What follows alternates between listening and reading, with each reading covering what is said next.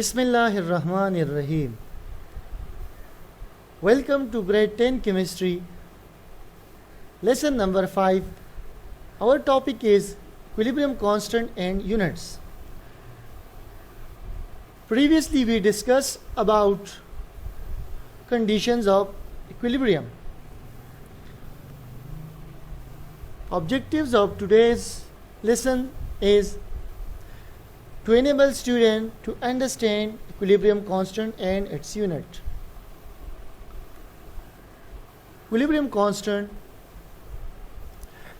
it is the ratio of product between the quantity of newly chemical produced, which we call products, and the quantity of the reactant element, which we call reactants. Equilibrium constant is defined as it is the ratio of the product of active masses of the product produced and the active masses of the reactant during a chemical equilibrium. It is represented by capital K and small c. The general formula is written as Kc equals to product by reactant. It should be kept in mind that the product are written at the numerator, whereas the reactant element are placed at the denominator. Let's check some of the example of equilibrium constant expressions. In example number 1, we have reactant elements nitrogen and hydrogen, which react to form ammonia gas.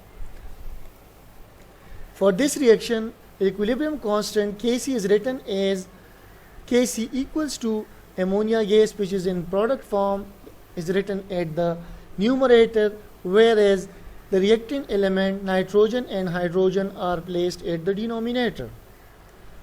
Our second example is that of hydrogen iodide, which is formed by the reaction of hydrogen and iodine molecules. We can write Kc value for this reaction in the same way. Kc equal to the product hydrogen iodide at the numerator, whereas the reactant hydrogen and iodine are placed at the denominator. So it is the procedure of writing the equilibrium constant for different chemical equilibriums, reactions.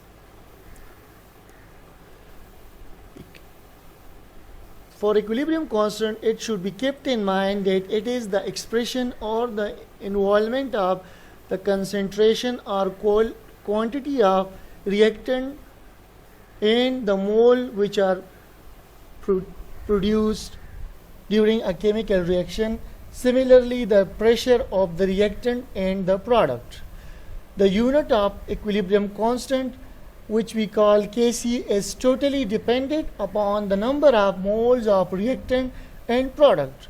So we should keep in mind that for equilibrium constant, the number of moles of reactant and product are of great importance.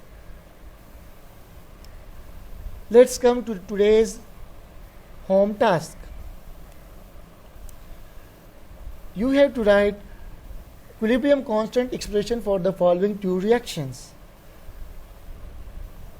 The first one is for production of ammonia gas, and the second one is ammonia react with water, which form nitrogen monoxide in water. So you have to write equilibrium constant for these reactions and share it in your respective groups. Goodbye till the next lesson. Allah Hafiz.